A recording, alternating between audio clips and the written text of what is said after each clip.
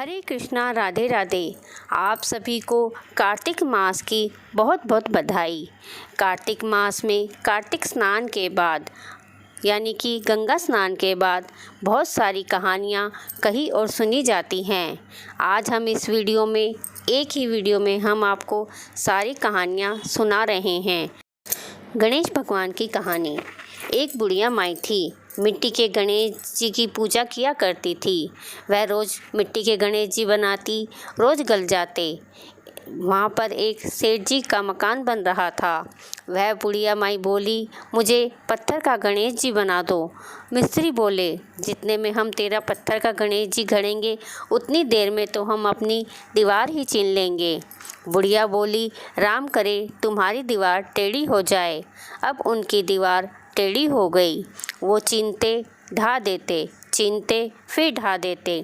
इस तरह करते करते सुबह से शाम हो गई।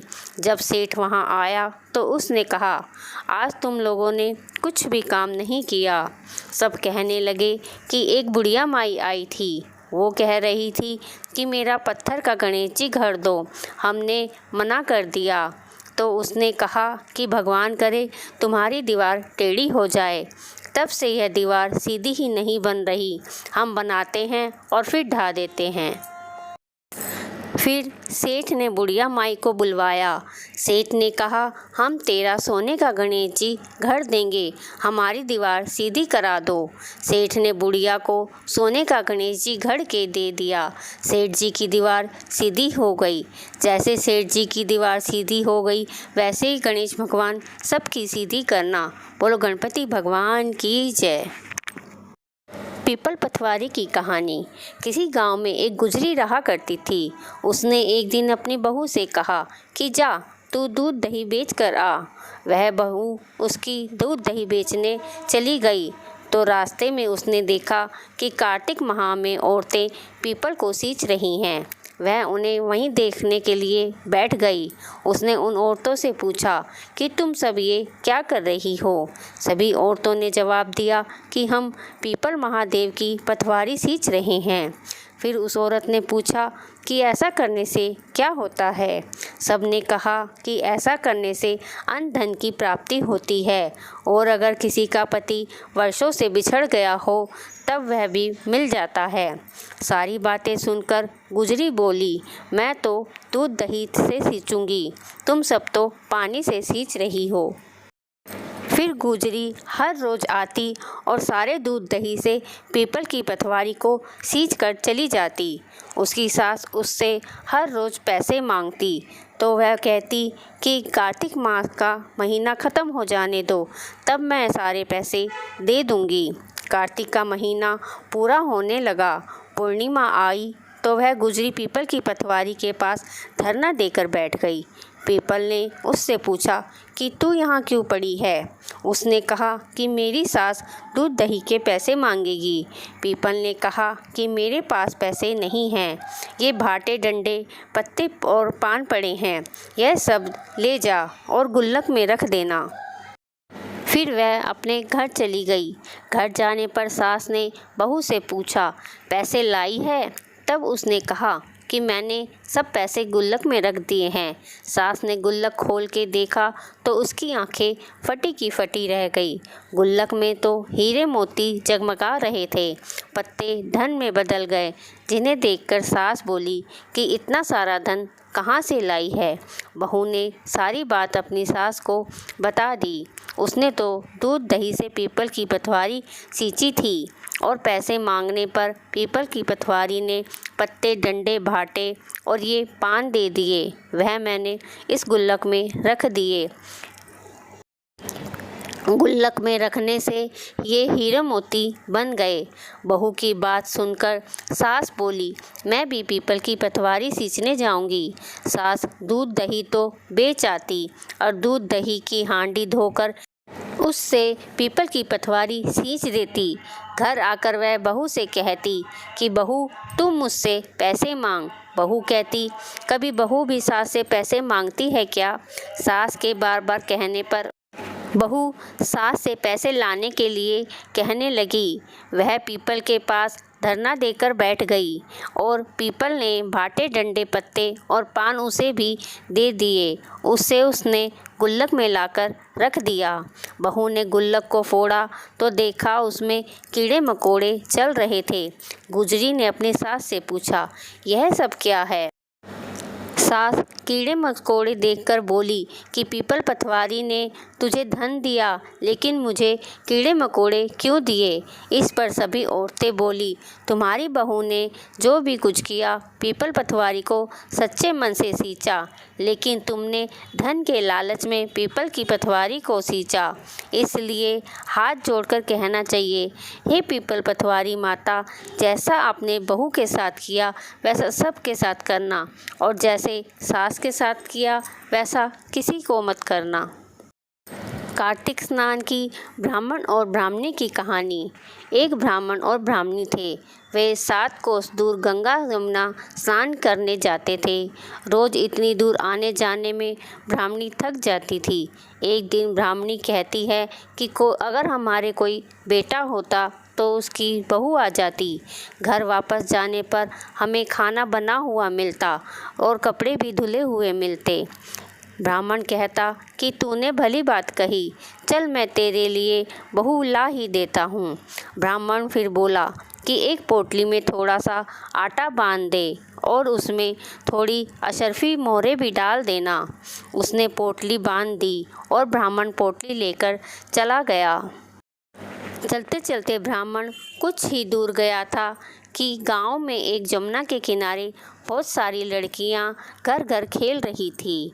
उनमें से एक लड़की बोली कि मैं तो अपना घर नहीं बिगाड़ूंगी। सभी लड़कियां अपना घर बनाती और बिगाड़ती, मुझे तो इसी घर में रहना है। उसकी बात सुनकर ब्राह्मण के मन पर वही लड़की की बात छा गई और मन ही मन सोचने लगा कि बहू बनाने के लिए यही लड़की ठीक रहेगी। जब वह लड़की जाने लगी तो ब्राह्मण भी उसके पीछे पीछे चला गया।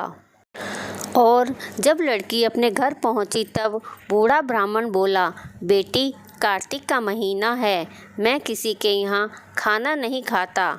तुम अपनी माँ से पूछो कि क्या वो मेरा आटा छानकर 4 रोटी बना देगी क्या? यदि वह आटा छानकर रोटी बना देगी तो ही मैं रोटी खाऊंगा। लड़की अपनी माँ को सारी बात बताती है।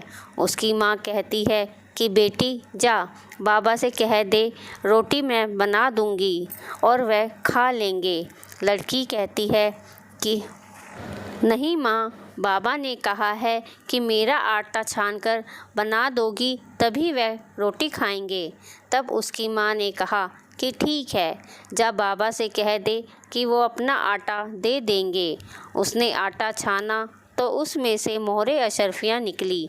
वह सोचती है कि जिसके आटे में इतनी अशर्फी मोहरे हैं उसके घर में कितना धन होगा। जब ब्राह्मण रोटी खाने बैठा तो लड़की की माँ बोली, बाबा, तुम लड़के की सगाई करने जा रहे हो क्या?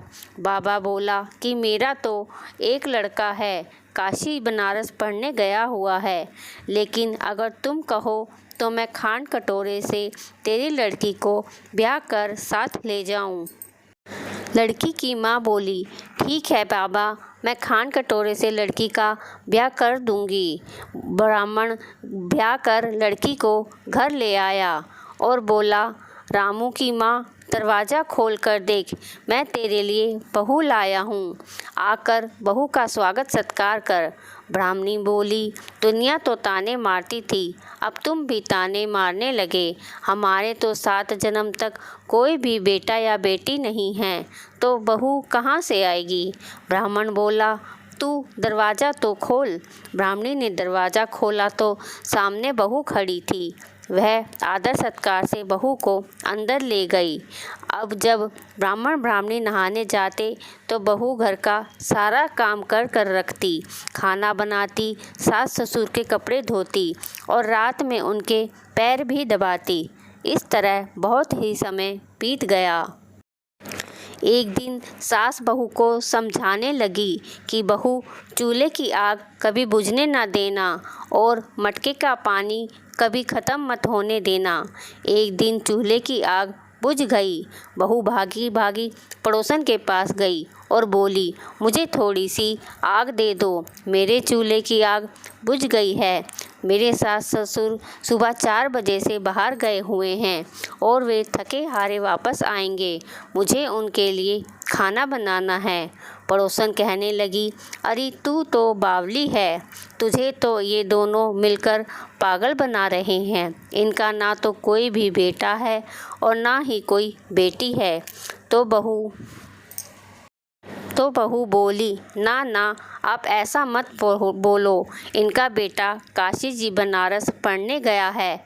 पड़ोसन फिर बोली, अरे तुझे तो ये झूठ बोलकर लाए हैं, इनका कोई बेटा नहीं है। अब बहू भी पड़ोसन की बातों में आ गई और कहने लगी, अब आप ही बताओ मैं क्या करूं? पड़ोसन बहू से कहने लगी, जैसा मैं कहूं तुम वैसा ही करना। जब सास ससुर आए तब जली फूकी रोटी बना कर देना, बिना नमक की अलूनी दाल बना देना, खीर की करछी दाल में और दाल की करछी खीर में डाल देना। बहू पड़ोसन की सारी बात मानकर घर आ गई और जैसा पड़ोसन ने बताया था बहू ने वैसा ही किया। जब सास ससुर घर आए तब उनका आदर सत्कार नहीं किया और ना ही उनके कपड़े धोए। बहू ने जब सास ससुर को खाना दिया तो सास बहू से बोली, बहू ये रोटी जली फूकी क्यों है और दाल भी अलूनी है? बहू बोली, आज खा लो सासू माँ, अगर एक दिन ऐसा खाना खा लोगे तो कुछ नहीं बिगड़ेगा। मुझे तो जीवन भर ही ऐसे ही अनूठी रहना है। बहू की बातें सुनकर सास बोली कि आज तो बहू ने अच्छी सीख नहीं सीखी है। अब बहू फिर से पड़ोसन के घर भागती है और कहने लगी कि अब मैं आगे क्या करूं? पड़ोसन बोली, अब तुम सातों कोठरी की चाबी मांग लेना। अगले दिन जब सास जाने लगी तो बहू अड़ गई जिद पर, मुझे तो सातों कोठरी की चाबी चाहिए। तो ससुर कहने लगा कि दे दो, चाबियां तो आज नहीं तो कल देनी ही है। हम आज हैं, कल हम नहीं रहेंगे, इसलिए बहू को चाबियां दे दो। सास ससुर के जाने के बाद बहू ने कोठे खोल कर देखे तो किसी कोठे में अन्न भरा था, किसी में धन भरा था, किसी में बर्तनों का ढेर था तो सभी में अटूट भंडार भरे पड़े थे। जब बहू ने 7वां कोठा खोला तो उसमें महादेव जी, पार्वती जी, गणेश जी, लक्ष्मी जी, पीपल पतवारी, कार्तिक के ठाकुर जी, राय दामोदर, तुलसी जी का बीवड़ा, गंगा जमुना बह रही हैं। 36 करोड़ देवी देवता भी विराजमान है और वहीं पर एक लड़का चंदन की चौकी पर बैठा माला जप रहा है। सब देखकर बहू कहने लगी कि तुम कौन हो? लड़का कहने लगा कि मैं तेरा पति हूँ, दरवाज़ा बंद कर दे, जब मेरे माँ बाप आएंगे तब दरवाज़ा खोलना।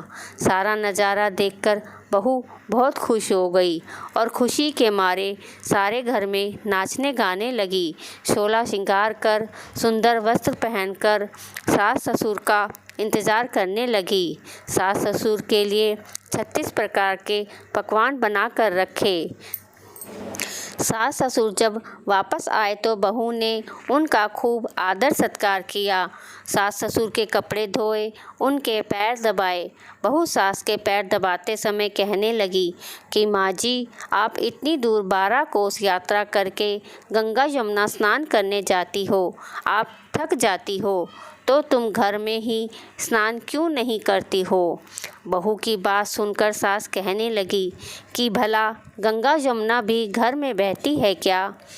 बहू बोली, हाँ माँ जी, बहती है, चलो मैं आपको दिखाती हूँ। उसने 7वां कोठा खोल कर दिखाया तो उसमें गणेश जी, लक्ष्मी जी, महादेव, पार्वती जी, पीपल पतवारी माता लहरा रही हैं, तुलसा जी का बीवड़ा लहरा रहा है, कार्तिक के राय दामोदर, गंगा जमुना बह रही हैं, 36 करोड़ देवी देवता विराजमान है। और वहीं तिलक लगाए चंदन की चौकी पर एक लड़का बैठा माला जप रहा है। माँ ने कहा कि तुम कौन हो? लड़का बोला, माँ मैं तेरा बेटा हूँ। बुढ़िया फिर बोली, तुम कहाँ से आए हो? लड़के ने कहा कि मुझे कार्तिक देवता ने भेजा है।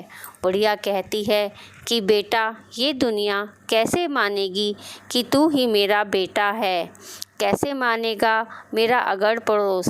कैसे मानेगा मेरा घर का धनी? कैसे मानेंगे मेरे देवर देवरानी? क्या जानेगा मेरा अगड़ पड़ोस कि तू ही मेरा बेटा है? फिर बुढ़िया ने विद्वान पंडितों से सलाह ली तो वह बोले, इस पार बहू बेटा साथ खड़े हो जाएं और उस पार बुढ़िया खड़ी हो जाए। बुढ़िया ने चाम की अंगिया पहनी हो, छाती में से दूध की धार निकले और बेटे की दाढ़ी मूछ गीली हो जाए। पवन पानी की गठजोड़े से गांठ बंधे तो जब जानेंगी कि यह बुढ़िया का ही बेटा है। उसने ऐसा ही किया। चाम की अंगिया फट गई, छाती में से दूध की धार निकली और बेटे की दाढ़ी मूछ भीग गई। पवन पानी से बहू बेटे का गठजोड़ा बंध गया। ब्राह्मण ब्राह्मणी की खुशी का ठिकाना ना रहा। वे बहुत खुश हुए। कार्तिक के ठाकुर राय दामोदर भगवान ने जैसा बहू बेटा ब्राह्मण ब्राह्मणी को दिया वैसा सबको देना। एक समय की बात है, एक छोटी सी लड़की जो कार्तिक स्नान किया करती थी।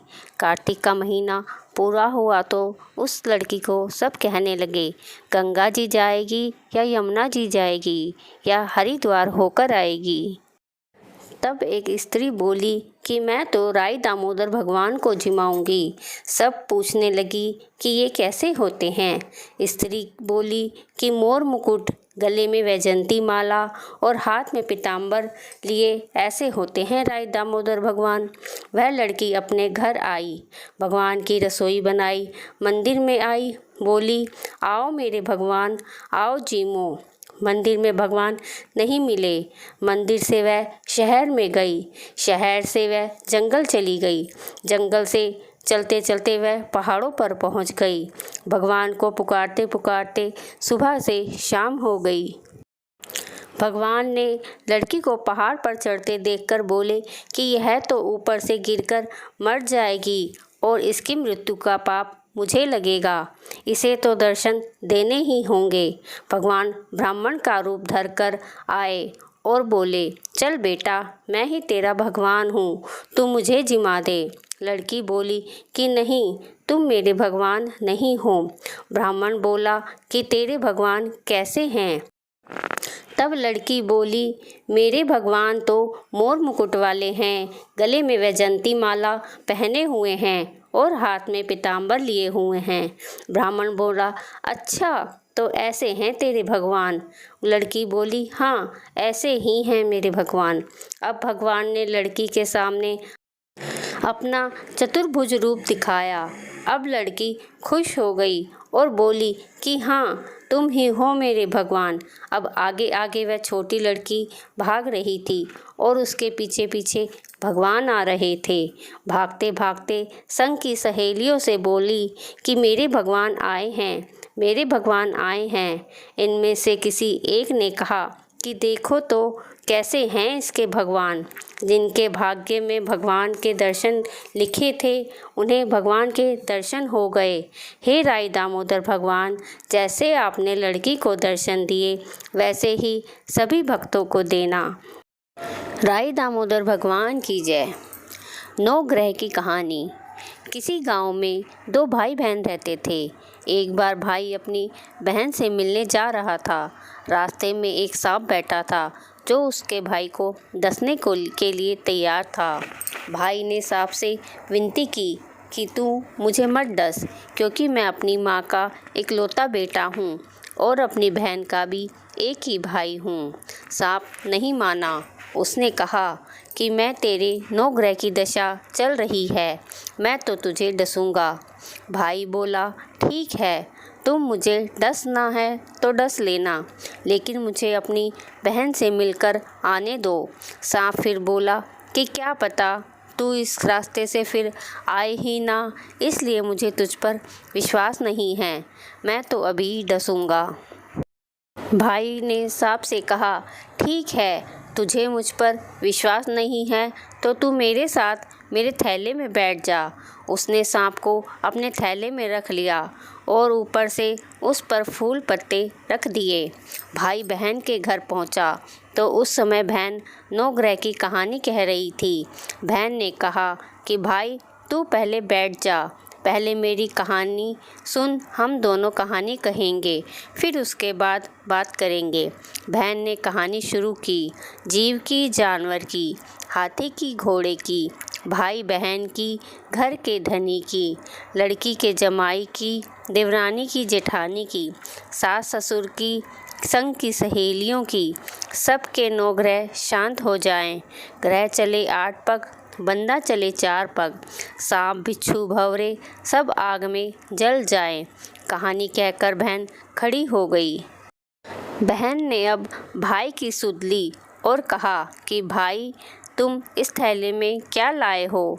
भाई बोला, बहन कुछ नहीं लाया हूँ। लेकिन बहन ने ज़बरदस्ती थैला छीन लिया और जब थैला खोला तो उसमें बेल पत्ते व फूल केले संतरे में बन गए और जो सांप था वह हार बन गया। केले संतरे उसने बच्चों को खाने के लिए दे दिए और हार खुद पहन लिया। हार पहनकर घर से बाहर आई तो भाई बोला कि बहन तू तो बहुत गरीब थी, फिर तेरे पास ये हार कहाँ से आया? बहन बोली कि भैया मैं तो गरीब थी और ये हार तो तू अपने थैले में रख कर लाया है। भाई को आश्चर्य हुआ। उसने कहा कि थैले में तो मैं अपनी मौत का सामान लाया था, ये हार तो मैं तेरे लिए नहीं लाया। फिर उसने कहा कि मेरे थैले में तो सांप था और मैं तेरी कहानी कहने से यह सांप हार में बदल गया। भाई बोला कि ये तेरे भाग्य का ही है, तू ही इसे रख ले। बहन ने भाई से कहा कि तेरी 9 ग्रह की दशा चल रही है, तू घर जाकर भाभी से कहना कि वह 9 ग्रह की कहानी कहेगी। भाई घर पहुंचा और अपनी पत्नी से उसने कहा कि मेरी 9 ग्रह की दशा चल रही है, इसलिए हम 9 ग्रह की कहानी कहेंगे। भाई पत्नी से बोला, तू कहे मैं सुनूंगा, मैं कहूँ तू सुनना। चावल चीनी के दाने ला, लोटा भरकर पानी ला। उसकी पत्नी एक लोटे में चावल व चीनी के दाने डालकर ले आई। फिर दोनों ने कहानी कही। जानवर की, हाथी की, घोड़े की, कुत्ते की, बिल्ली की, देवरानी की, जेठानी की, सास की, ससुर की, घर के धनी की, बहन की, भाई की। सबके 9 ग्रह शांत हो जाएं। ग्रह चले 8 पग, बंदा चले 4 पग, सांप बिच्छू भंवरे सब आग में जल जाएं। आज वार, रविवार, सोमवार, मंगलवार, बुधवार, बृहस्पतिवार, शुक्रवार, शनिवार, 7 वार को नमस्कार। धरती माता को नमस्कार। 9 ग्रह को नमस्कार। जैसे 9 ग्रह की दशा भाई बहन की उतरी वैसे सबकी उतरे। तुलसी माता की कहानी। कार्तिक महीने में एक बुढ़िया माई तुलसी जी को सींचा करती थी और वह तुलसी को सींचकर कहती, हे तुलसी माता सत की दाता, मैं बिडला सींचू तेरा, तू निस्तार कर मेरा। मुझे पीताम्बर दे, मीठा मीठा घास दे, वैकुंठ का वास दे, चटक की चाल दे, पटके की मौत दे, चंदन का काठ दे, रानी सा रास दे, दाल भात का जीवन दे, 11 की मौत दे और श्री कृष्ण का कांधा दे। तब तुलसी माता यह सुनकर सूखने लगी तो भगवान श्री कृष्ण ने पूछा कि हे तुलसी, तुम क्यों सूख रही हो? तुलसी माता ने कहा कि एक बुढ़िया माई रोज आती है और यह बात कह जाती है, मैं सारी बात तो पूरी कर दूंगी, लेकिन श्री कृष्ण का कांधा कहाँ से लाऊंगी? तो भगवान कृष्ण बोले, जब वो मरेगी तो मैं कांधा दे आऊँगा, तू बुढ़िया माई से कह देना। कुछ दिन बाद बुढ़िया माई का स्वर्गवास हो गया। सब लोग आ गए। जब माई को ले जाने लगे तो वह किसी से भी नहीं उठी। सब गांव वाले कहने लगे कि पापिन थी, इसलिए इतनी भारी हो गई, किसी से भी नहीं उठ रही। तब भगवान एक 12 वर्ष के बालक के रूप में वहाँ पर आए।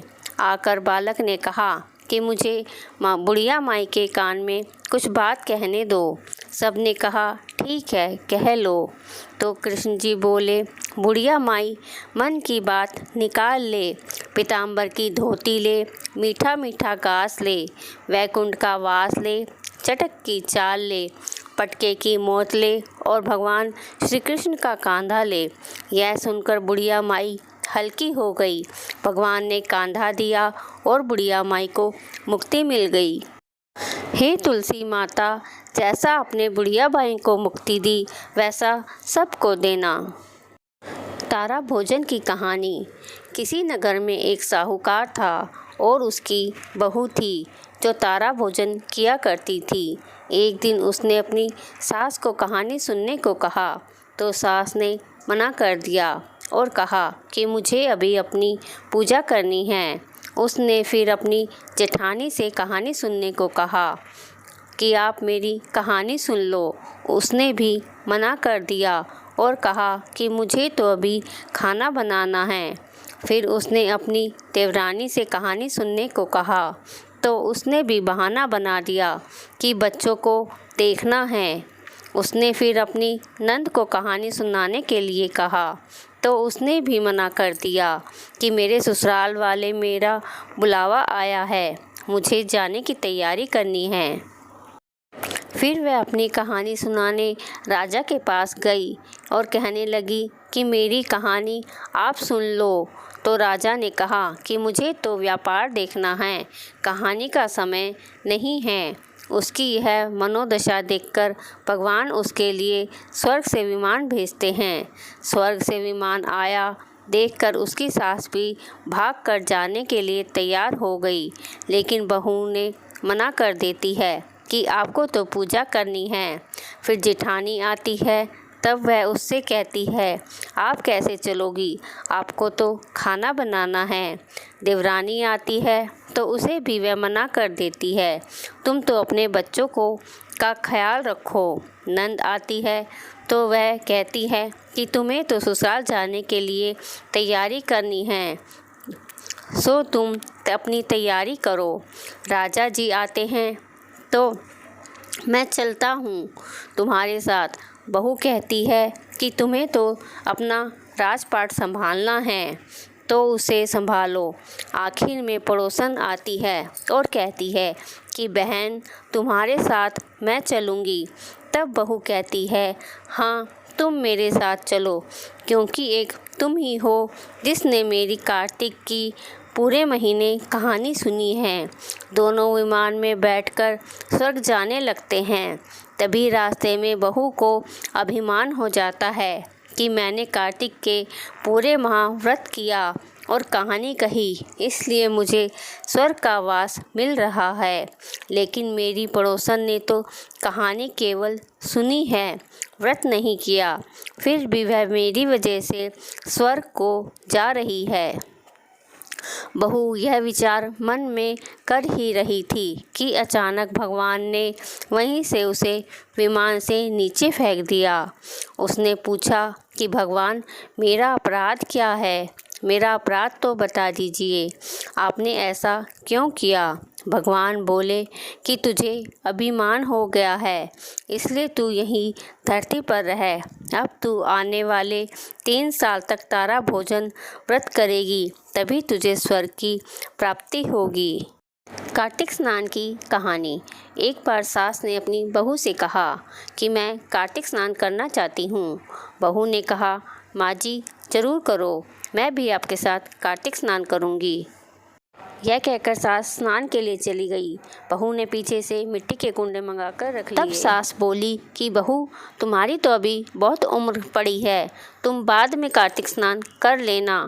यह कहकर सास कार्तिक स्नान के लिए यमुना जी चली गई और बहू ने पीछे अब बहू रोज़ सुबह नहाने के लिए कुंडा लेती और कहती, मन चंगा तो कुंडे में ही गंगा।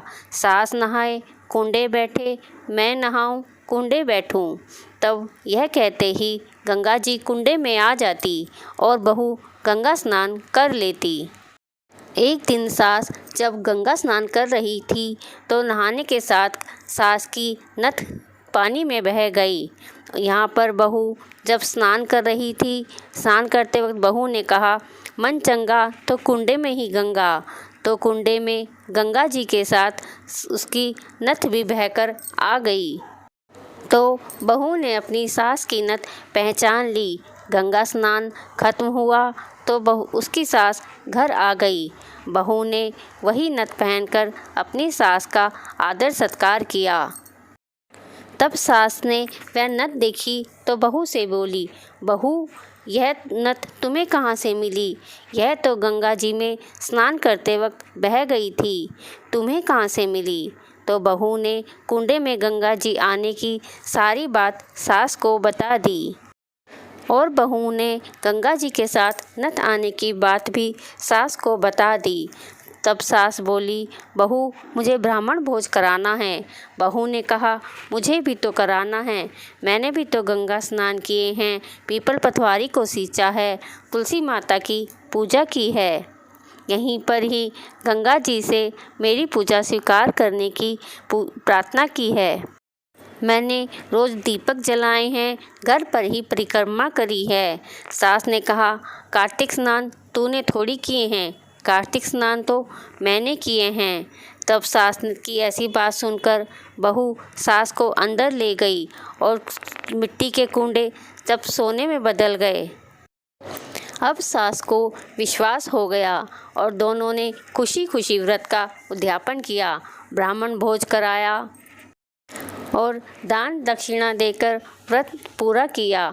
यह कथा सुनने वाले, कहने वाले, हुंकारा भरने वाले सभी की मनोकामना पूरी करना, उनके ऐसे ही भंडार भरना। बोलो विष्णु भगवान की जय। बुढ़िया माई और खिचड़ी का कटोरा। किसी गांव में एक बुढ़िया रहती थी और वह कार्तिक का व्रत रखा करती थी। उसके व्रत खोलने के समय पर कृष्ण भगवान आते और एक कटोरा खिचड़ी का रख कर चले जाते। बुढ़िया के पड़ोस में एक औरत रहती थी। वह हर रोज़ यह सब देखा करती थी और बुढ़िया से ईर्ष्या करती थी और मन ही मन सोचती कि इस बुढ़िया का तो कोई भी नहीं है, फिर भी ना जाने कहाँ से इसे खिचड़ी का कटोरा मिल ही जाता है। एक दिन कार्तिक महीने का स्नान करने के लिए बुढ़िया गंगा जी गई। उसके पीछे से कृष्ण भगवान खिचड़ी का कटोरा रख कर गए। पड़ोसन ने जब खिचड़ी का कटोरा रखा हुआ देखा और बुढ़िया नहीं है, तब वह उसके घर गई और खिचड़ी का कटोरा उठाकर घर के पिछवाड़े में फेंक आई। कार्तिक स्नान करके बुढ़िया जब घर आई तो उसे आज खिचड़ी का कटोरा नहीं मिला। बुढ़िया भूखी ही रह गई, बार बार एक ही बात कहती, कहाँ गई मेरी खिचड़ी और कहाँ गया मेरा खिचड़ी का कटोरा। दूसरी ओर पड़ोसन ने जहाँ खिचड़ी फेंकी थी वहाँ पर एक पौधा उग गया जिसमें से 2 फूल खिले। एक बार राजा उस ओर से निकला तो उसकी नज़र उस फूल पर पड़ी और राजा उन फूलों को तोड़कर अपने घर ले आया। घर आने पर राजा ने वह फूल रानी को दे दिए, जिन्हें सूंघने पर रानी गर्भवती हो गई। कुछ समय बाद रानी ने 2 पुत्रों को जन्म दिया। वह दोनों पुत्र जब बड़े हो गए तब वह किसी से भी नहीं बोलते थे, लेकिन जब वह दोनों शिकार खेलने जाते तो रास्ते में उन्हें वही बुढ़िया मिलती जो अभी भी यही कहती है, कहाँ गई मेरी खिचड़ी, कहाँ गया मेरा खिचड़ी का कटोरा। बुढ़िया की बात सुनकर वह दोनों लड़के कहते कि हम हैं तेरी खिचड़ी और हम हैं तेरा खिचड़ी का कटोरा। हर बार जब भी वह शिकार पर जाते तो बुढ़िया यही बात कहती और वो लड़के यही उत्तर देते। एक बार राजा के कानों में यह बात पड़ गई। उसने आश्चर्य हुआ कि दोनों लड़के किसी से भी बात नहीं करते, तो उस बुढ़िया से क्यों करते हैं और कैसे करते हैं। राजा ने बुढ़िया को राजमहल में बुलवाया और कहा कि हमसे तो ये लड़के बात नहीं करते, तुमसे ये कैसे बोलते हैं। बुढ़िया ने कहा कि महाराज, मुझे नहीं पता कि ये दोनों मुझे कैसे बोलते हैं। मैं तो कार्तिक का व्रत करती थी और कृष्ण भगवान मुझे खिचड़ी का बेला रख कर चले जाते थे। एक दिन मैं स्नान कर जब वापस आई तो मुझे वह खिचड़ी नहीं मिली। जब मैं कहने लगी कि कहाँ गई मेरी खिचड़ी और कहाँ गया मेरा खिचड़ी का बेला, तब इन दोनों लड़कों ने कहा कि तुम्हारी पड़ोसन ने खिचड़ी फेंक दी थी, जिसके 2 फूल बन गए थे और वह फूल तोड़कर राजा ले गया और अपनी रानी को दे दिया। जब रानी ने वह फूल सूंघे तो हम दोनों लड़कों का जन्म हुआ। हमें भगवान ने तुम्हारे लिए भेजा है। बुढ़िया की सारी बात सुनकर राजा ने बुढ़िया को महल में रहने को कहा। हे कार्तिक महाराज, जैसा आपने बुढ़िया की बात सुनी, वैसे आपका व्रत करने वाले, कहानी सुनने वाले सबकी सुनना। बोलो विष्णु भगवान की जय। कार्तिक मास की सभी कहानियाँ इस एक वीडियो में दी गई हैं। अगर आपको मेरी यह वीडियो पसंद आई हो तो वीडियो को लाइक करें, ज़्यादा से ज़्यादा वीडियो को शेयर करें और चैनल को सब्सक्राइब करना भी ना भूलें। आप चैनल को सब्सक्राइब भी करें, प्लीज़ लाइक ज़रूर करें, जिससे हमें पता चलता है कि आपको हमारी वीडियोस पसंद आ रही हैं। हरे कृष्णा, राधे राधे।